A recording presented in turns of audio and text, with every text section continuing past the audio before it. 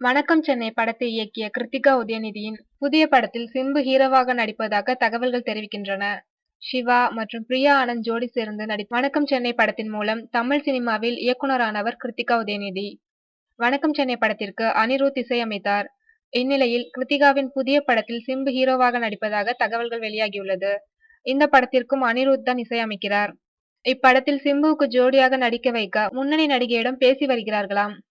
இப்படத்தை அழகான காதல், ரொமான்ஸ் மற்றும் சென்டிமெண்ட் கலந்த கமர்ஷியல் படமாக உருவாக்க இருக்கிறார்களாம்.